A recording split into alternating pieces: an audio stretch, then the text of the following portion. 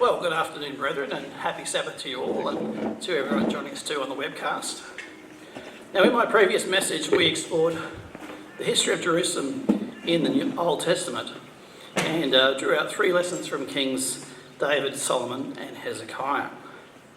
Now, today I'd like to continue the story of Jerusalem into the time of the New Testament and the ministry of Jesus Christ and the early church. Now today, Jerusalem is Israel's capital with a population of about 1 million. Now it is spread out much further than its ancient walls. Now its inner heart, though, is the walled old city, which is split between the Christian, Armenian, Jewish and Muslim quarters. Now to the south of the Temple Mount, and currently outside the walls of the old city, is the city of David, which we saw in part 1 was the original city that David conquered. Now to the south of the city of David is the valley of Hinnom or Gehenna, and on its eastern side is the Kidron Valley, and opposite of the Temple Mount to the east is the Mount of Olives. Now the map on the left shows Jerusalem as it was at the time of Jesus. Now the blue here corresponds with the city walls in the time of Hezekiah. Now the lower city includes the city of David, that downhill spur to the south of the Temple Mount, plus the area of the Tyropoeon and Hinnom valleys. Now the upper city of the section in blue, where today's Jewish and Armenian quarters are today, was the richer area of Jerusalem in Jesus' time, where many of the priests lived, as well as where Herod's palace was on the western side of the city. Now an additional market area, shown in green, was further enclosed within the walls. Now today's Church of the Holy Sepulchre, that is within today's city walls, was just outside the city walls at this particular time. Now here in red I've superimposed today's old city walls over what Jerusalem looked like in Jesus' time. Now the reason that the first Herod was called Herod the Great probably has a lot to do with his building accomplishments. Now he had many great building achievements, such as the great port city of Caesarea, the Herodian, and his great fortress at Masada. Now in 19 BC, Herod the Great began a rebuild of the temple that had been built by the Jews after their return from Babylon. Now Herod expanded the platform, including the western retaining wall, most of which remains to this day. Now at the southern end of the temple was a covered colonnade called the Royal Stoa that was described as a forest of columns with areas for shops and for people to meet in the shade, including rabbis teaching their disciples just like Jesus did. Now in 1999, approximately 9,000 tonnes of archaeologically rich soil was removed from the Temple Mount by the Islamic body that manages the Temple Mount, using heavy earth-moving equipment in and around a newly constructed underground mosque. Now in 2004, an excavation permit was issued to Israeli archaeologists to retrieve most of the heaps of soil and to begin sifting the soil piles. Now some of the finds that they found amongst these soil piles included pottery, ostraca, seals, and an arrowhead, and even a Doric column. Now especially interesting are the coloured tiles that allow for a reconstruction of what the floor of some areas of the temple would have looked like, as seen in the top 2 photos. Now one ceremony that was particularly special in Jesus' time at the temple was the Feast of Tabernacles light ceremony, which involved lighting 4 huge golden candelabras in the court of women at the temple, which were just over 20 metres high, or about 7 stories high, creating a light so bright that it was said to illuminate all of Jerusalem. Now this ceremony symbolised the pillar of fire that guided the Israelites in the wilderness, while also foreshadowing the arrival of the Messiah as the light of the world. Now the ceremony was accompanied by music from harps, lyres and other instruments, where pious men danced and sang with torches in their hands. Now according to John 8 verse 12, Jesus during his last Feast of Tabernacle in Jerusalem declared, "I am the light of the world," likely in reference to the ceremony and its significance. Now, the standard view of where the temple stood is where the Dome of the Rock is today, in the middle of the Temple Mount. And that today, today's Temple Mount was a part of the temple. Now, it is clear that the temple was built somewhere on the Temple Mount. 2 Chronicles 3 verse 1 plainly states that it was built on Mount Moriah, not the city of David as proposed by Ernest Martin. Now, the earliest tradition of the Dome of the Rock, its location being connected with the site that the temple was previously built upon, comes from the time of the capture of Jerusalem by the Muslims. Now, one reference on this states, Umar asked Sophronius, the Byzantine patriarch of Jerusalem at the time, for a place to build a mosque. And Sophronius led him to a rock on the Temple Mount where God had spoken to Jacob, and which Jews had called the Holy of Holies. Now, according to Muslim accounts of this story, Umar wanted to build a mosque on the site of Solomon's temple, which had been previously destroyed by Nebuchadnezzar, end of quote. Now, the accuracy of this tradition of a rock where God spoke to Jacob should be questioned, as Jacob is never recorded as having been to Jerusalem, only Abraham and Isaac.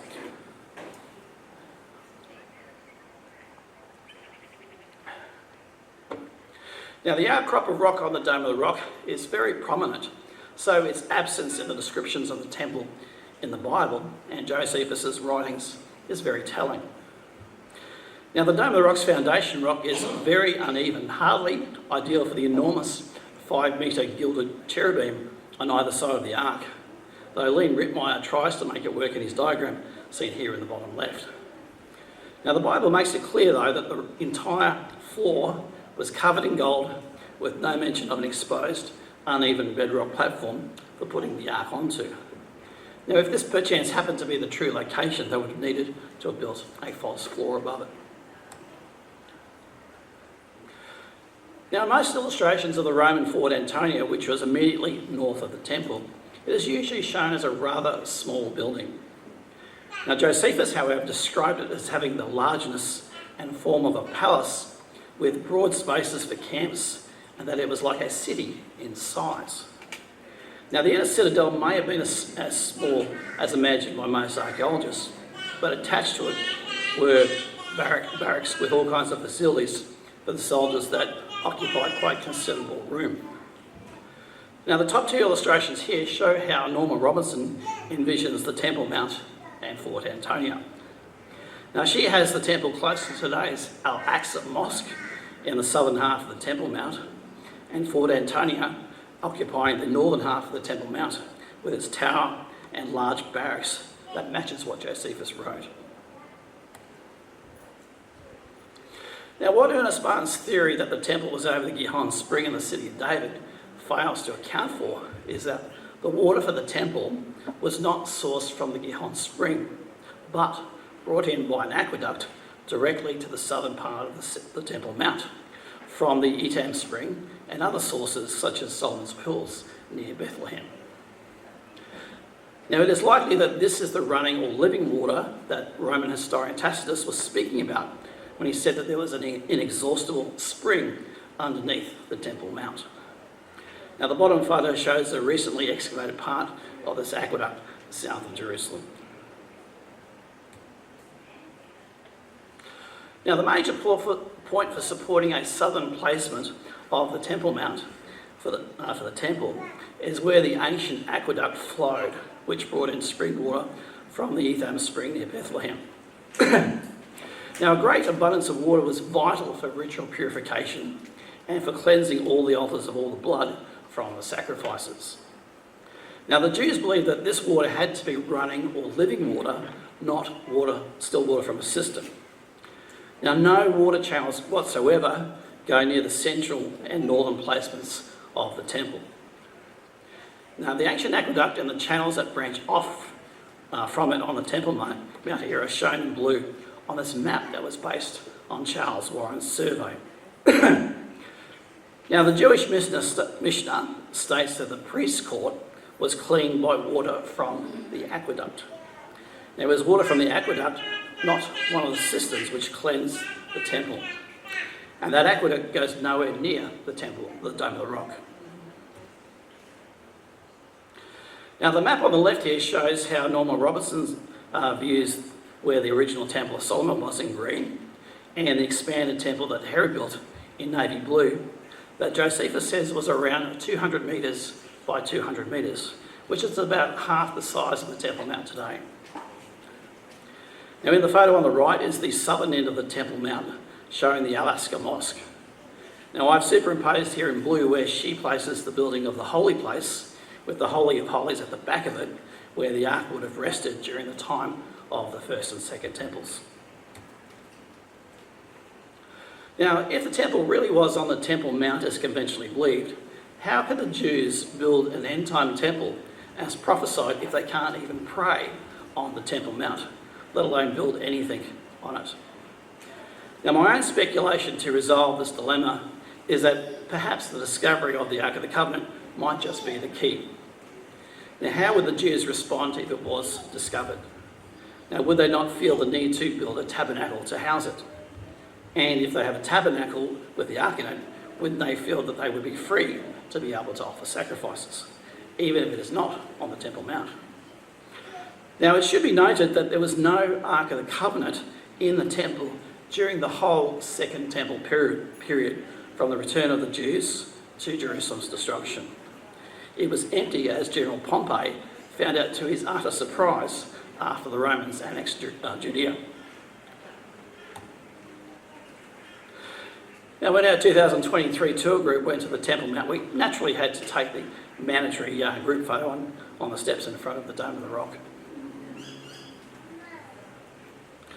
Now, we're going to look at a couple of stories of the ministry of Jesus which occurred at the temple, which show the two sides of God's love.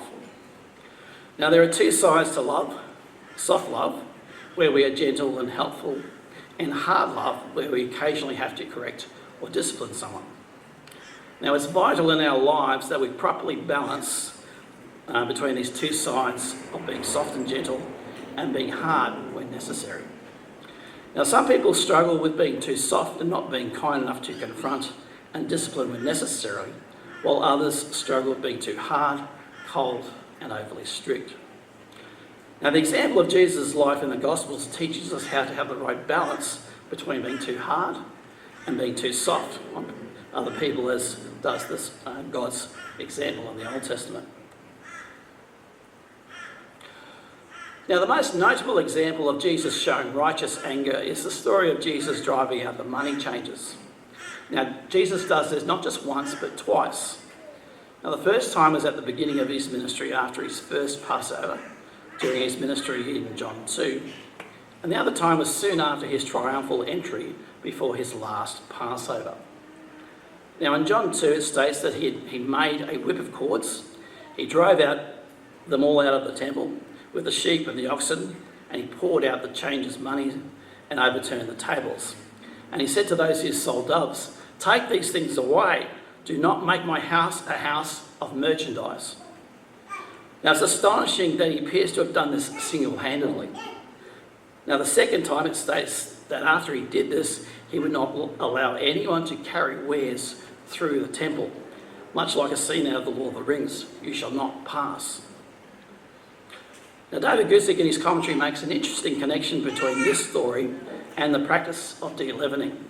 He writes, "Those doing business in the outer courts of the temple spoiled the only place where Gentiles could come and worship. The area, the court of the Gentiles, was made into a house of merchandise. Removing every speck of anything leaven made with yeast from the home was a symbol, a picture of cleansing from sin. Their dishonesty made their presence all the worse.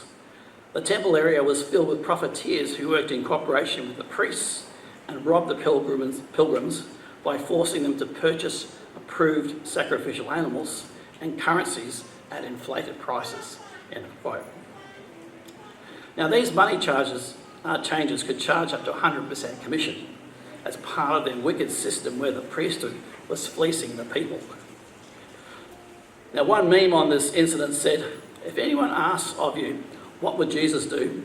Then remind them that flipping over tables and chasing people with a whip are within the realm of possibilities." End of quote. Now, this brings us to the first lesson in this message today. When the situation calls for it, do not shirk the need to apply discipline or hard love. Now, some people who have a naturally soft bent have difficulty applying hard love when needed.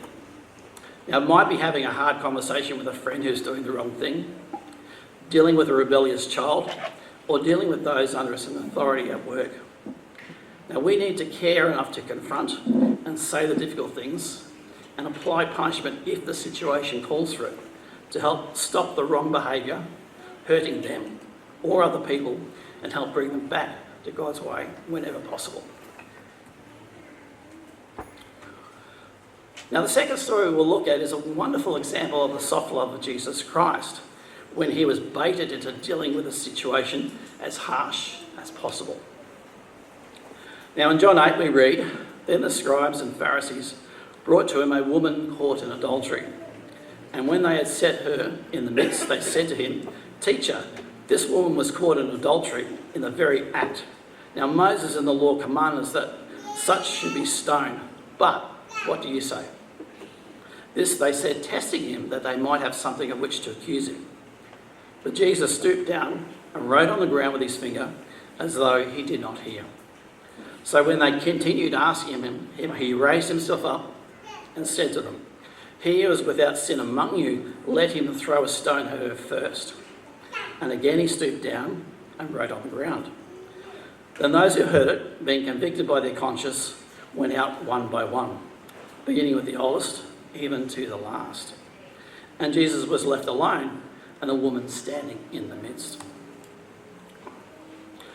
Now, what Jesus wrote has been an endless source of speculation for preachers and commentators over the years.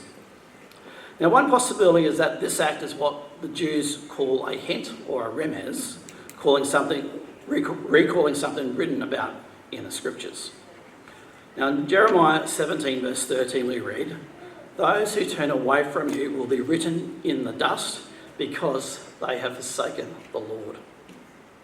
Now, these men here were misusing the law by trying to use it as a club to beat others down with and to promote themselves. But Jesus saw straight through them and masterfully came up with a line that embarrassed them all into walking away.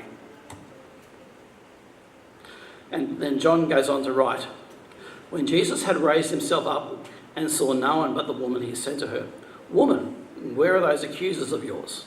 Has no one condemned you?' She said, 'No one, Lord.'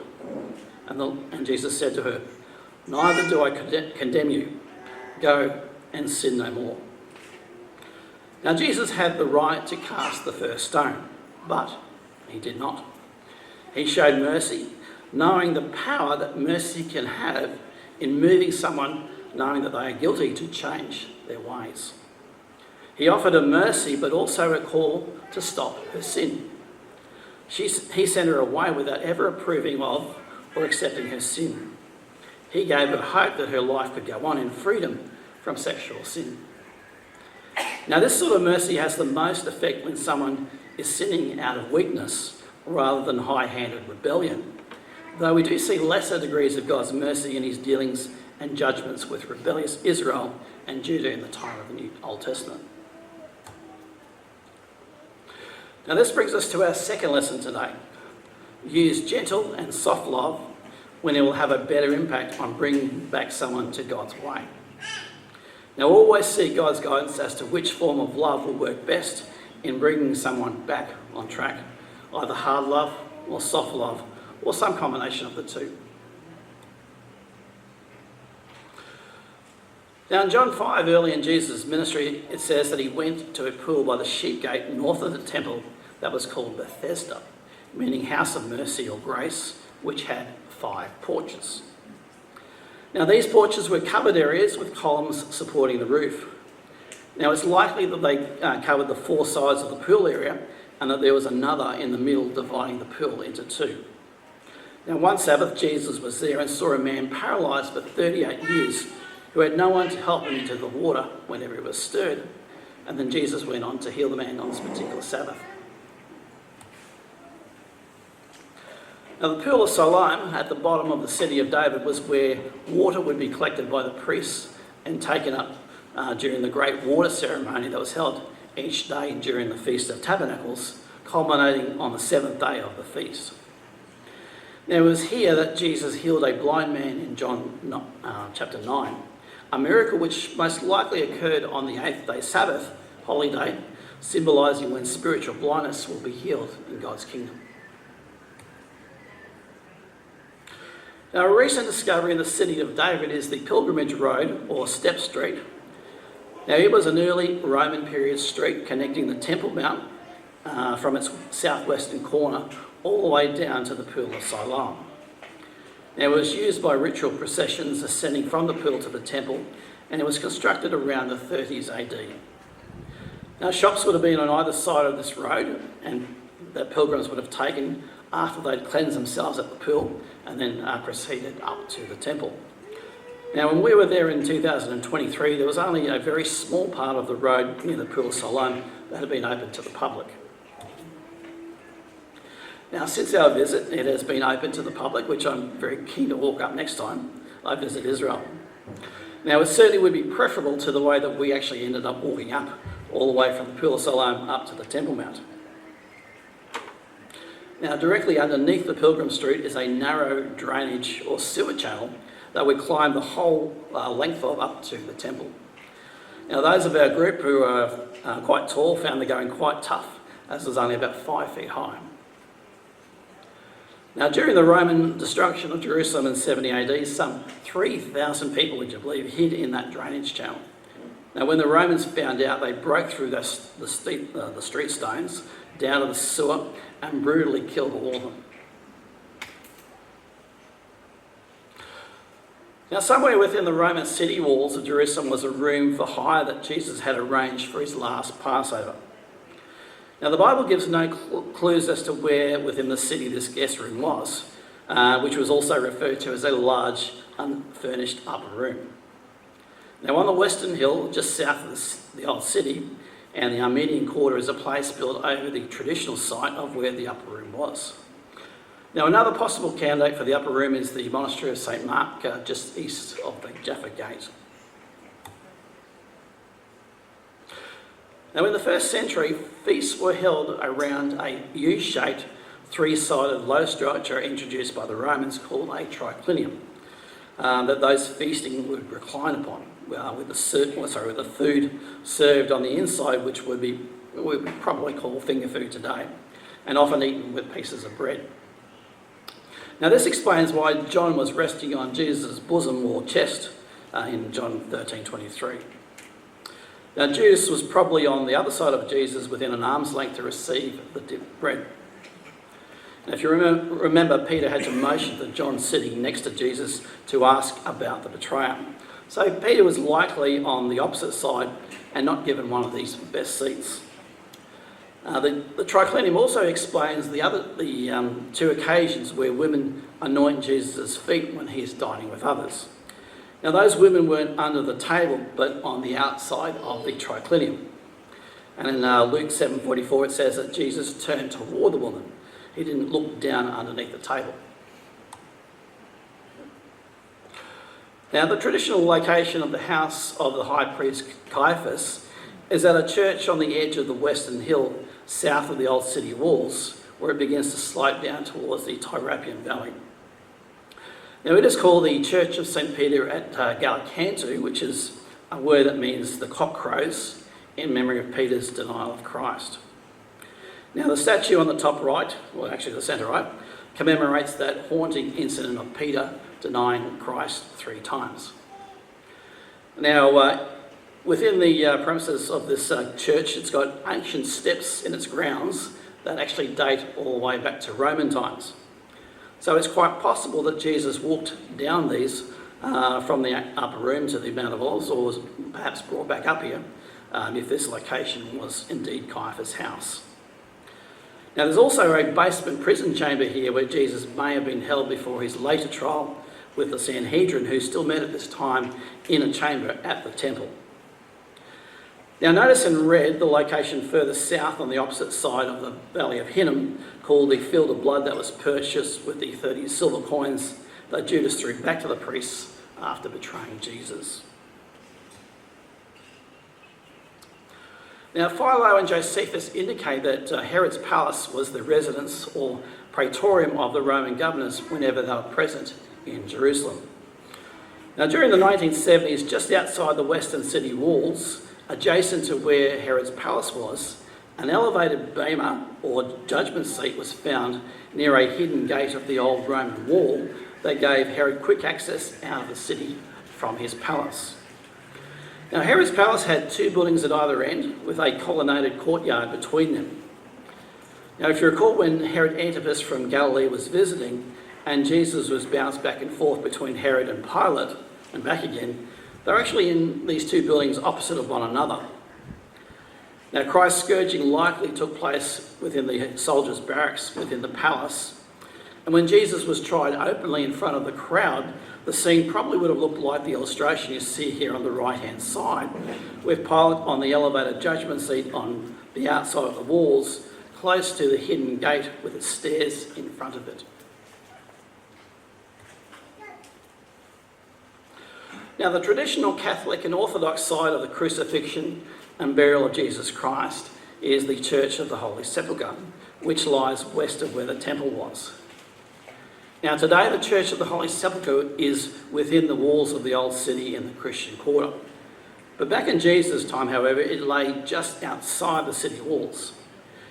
Now, notice in the map on the left-hand side at the top there, the location of the Garden Tomb, which also lies outside the city walls just north of the Damascus Gate. Now, the site that is considered by many Protestants to be the site of the burial and resurrection is the Garden Tomb. Now, the Garden Tomb is adjacent to a rocky escarpment which, since the mid-19th century, has been proposed by some scholars to be the Golgotha where the crucifixion took place because of the holes that appear like eyes in the rock face. Now, the organisation maintaining the Garden Tomb refrains from claiming that this is the authentic tomb of Christ. Now, that said, it is a beautiful location with lovely gardens with an authentic appearance that is well worth visiting if you're ever in Jerusalem to reflect on the crucifixion and resurrection, regardless of whether it is the correct site or not.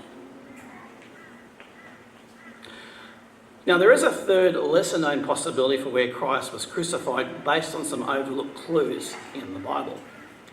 Now, the Apostle Paul in Hebrews 13 actually gives us a couple of geographic clues for the crucifixion that connects with the symbolism of the temple.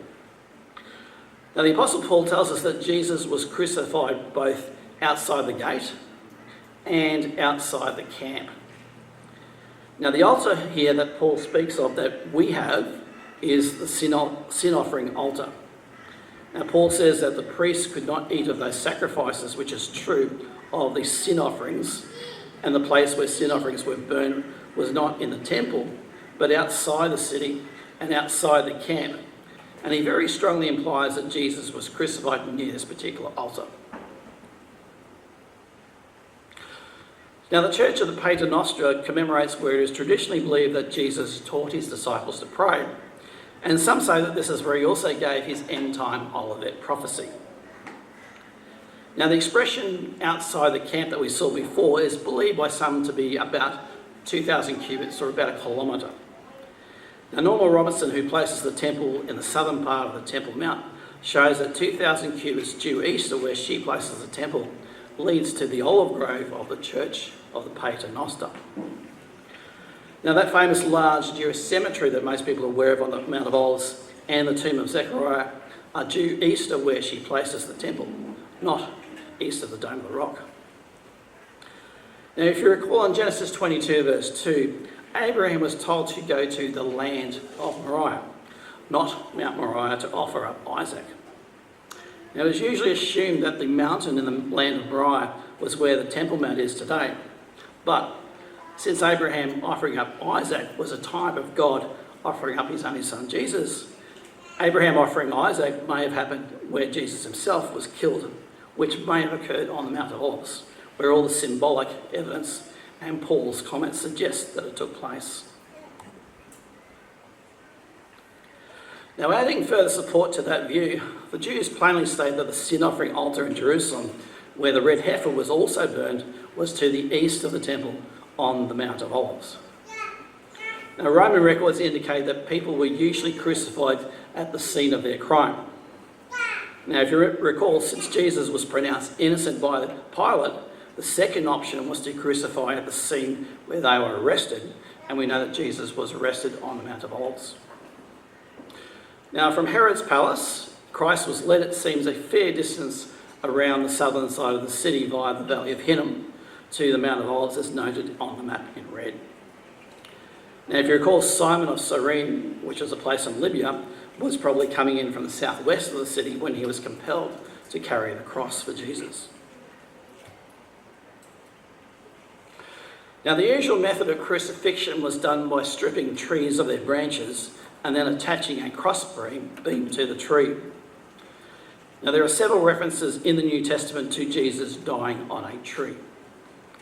Now, the Roman historian Seneca described the awful death of crucifixion this way.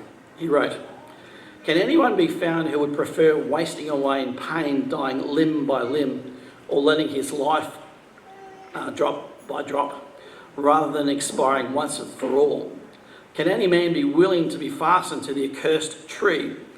He would have many excuses for dying, even before mounting the cross," in a quote. I mean, to willingly take on such a cruel, agonising death to pay for our sins to make eternal life possible for all of us shows the unbelievable depth of love that Jesus showed for each and every one of us. Now, this brings us to our third lesson today. The deeper and more committed our love is towards others, the greater will be our capacity to love and sacrifice for others. Now, Paul wrote that love suffers long and bears all things. How much are we willing to suffer and bear for the benefit of other people? Now, the greater our loyalty and love for others, the greater will be our courage and willingness to suffer for others' benefit. Now, Jesus was buried by Joseph of Arimathea in a nearby tomb. Now, the church of the Pater Nostra was built over the ruins of the Eleona church, which sits above a grotto cave near the entrance of the church today. Now, this is one possible candidate for the burial place of Jesus, if indeed he was crucified on the Mount of Olives. Now, the Garden of Gethsemane is believed to have been near the Church of All Nations at the base of the Mount of Olives, though the olive grove in the Pater Nostra church is also another possible alternative. Now, if Bethany is considered to be on the Mount of Olives, as the majority of scholars advocate, then the Mount of Olives would actually be a double mountain. Now, Zechariah 14 states that the Lord will stand on the Mount of Olives when he returns to judge and rule the world, and that the mountain will split in two, with one half shifting to the north. Now, Bethphage on the Mount of Olives means house of unripe figs, and was a likely site for where Jesus cursed the fig tree.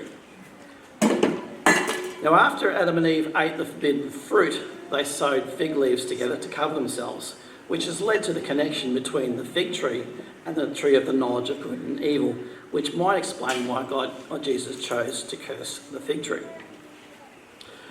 Now, going back to Bethany, which was further southeast of Bethphage on the opposite side of the Lesser Peak, it was Jesus' base whenever he visited Jerusalem, which is where his friends Mary, Martha and Lazarus lived.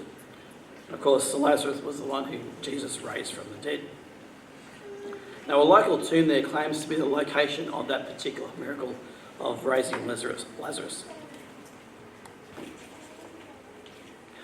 Now, many people assume that Jesus' ascension was from the main peak of the Mount of Olives, but Luke 24:50 clearly places the ascension of Jesus not on the main peak of the Mount of Olives, but at Bethany on its lesser peak. Now, one of the major finds south of the Temple Mount has been the southern steps that would have led up to the temple. Now, in this area, they found numerous mikvah, or immersion baths, with steps to go in and out of the bath that were used for purification by pilgrims before entering the temple. Now, the house where the events of the day of Pentecost occurred is likely to be the temple or the house of God, and not the upper room, as great crowds saw the flames of fire and heard Peter's sermon. Now, Peter notes that the events happened at the third hour of the day, or 9 a.m, which was the time of the morning sacrifice. Now, some 3,000 people were baptised that special day. Now, these mikveh baths that you see here, and perhaps also down at the Pool of Siloam as well, would have been used in this mass baptism that occurred on that special day when the church was born. Now, the Gospels recall numerous signs which accompanied both Jesus' resurrection and also his resurrection. Now, there was a mysterious darkness for 3 hours from midday until Christ died about 3 p.m. Now, at the time that he died, the huge, thick curtain that separated the Holy of Holies and the holy place where only the priest could enter split in two from top to bottom, and there was a great earthquake. Now, after his resurrection, the graves of many of the saints were opened, and those people were physically raised from the dead and appeared to many people in Jerusalem.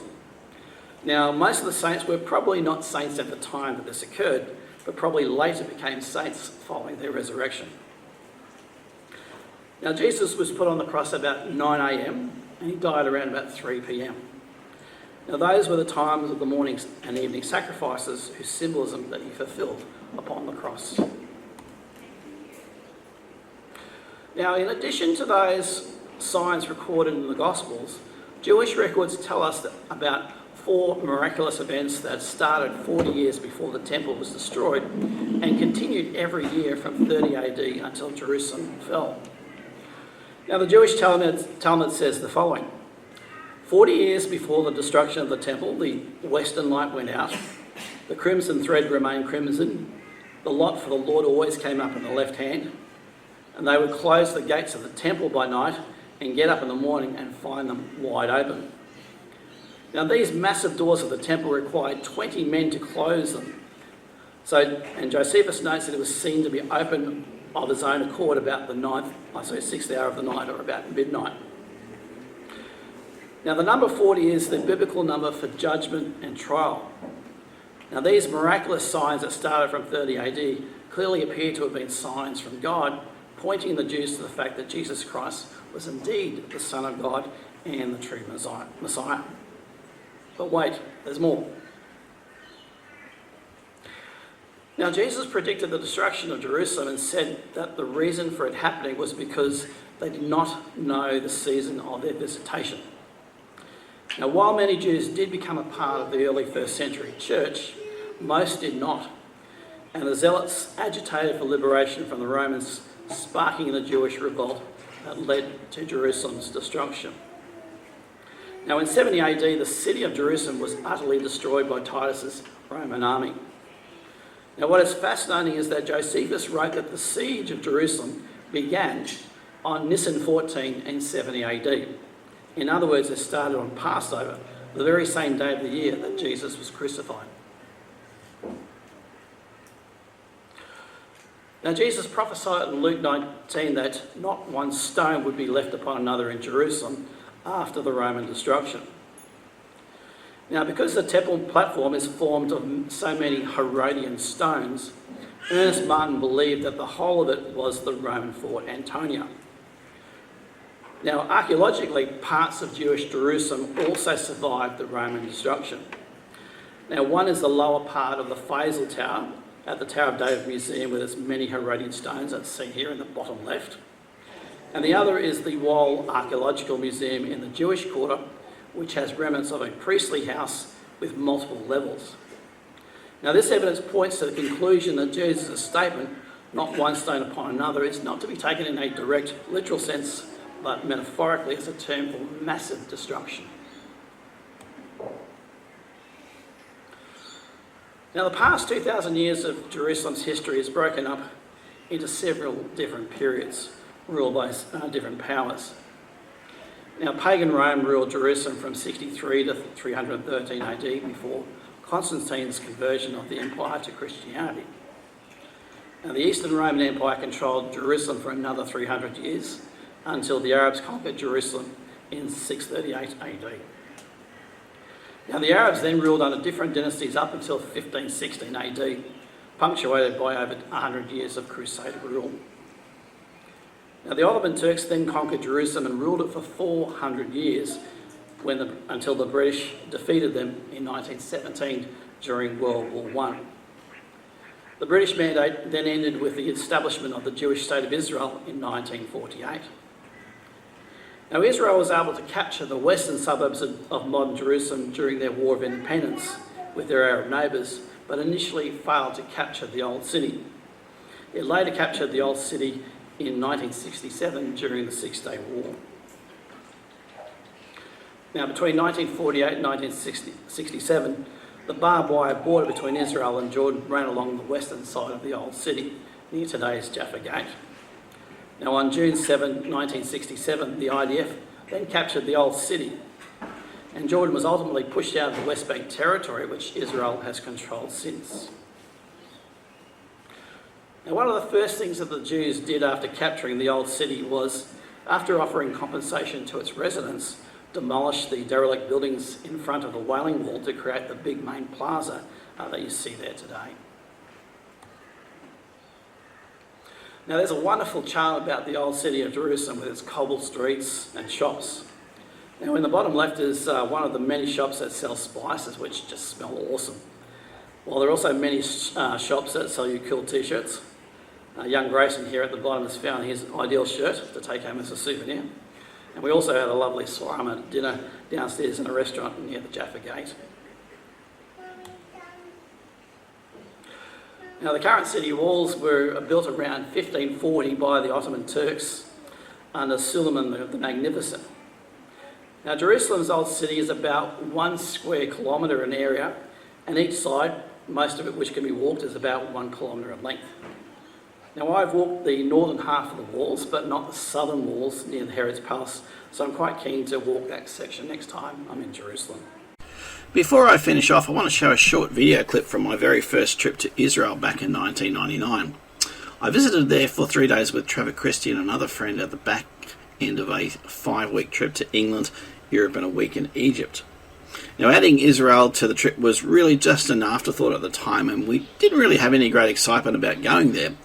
But after we got to Israel, we got swept up in the excitement of the place being so rich in biblical history. Now, this old camcorder footage might be fairly low res, but this clip and the commentary I give with it gives you an idea of the excitement and wonder that I felt the very first time they went up to the Mount of Olives. And this is certainly a very special place, the Mount of Olives. Not only was it the place where Christ was crucified, but this too is the site of where Christ ascended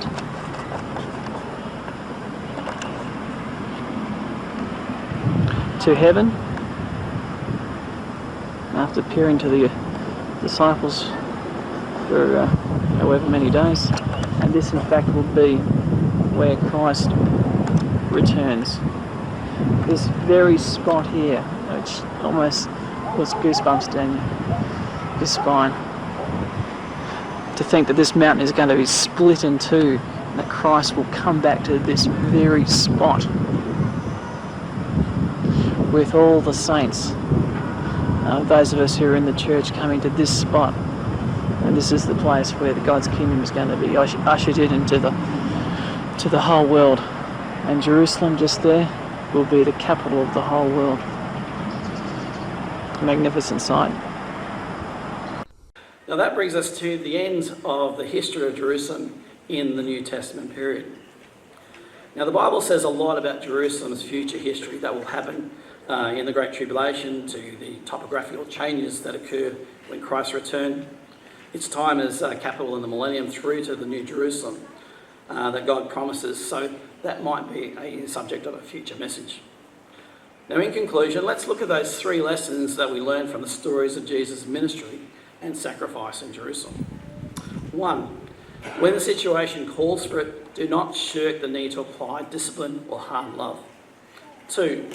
Use gentle and soft love when it will have a better impact on bringing someone back to God's way.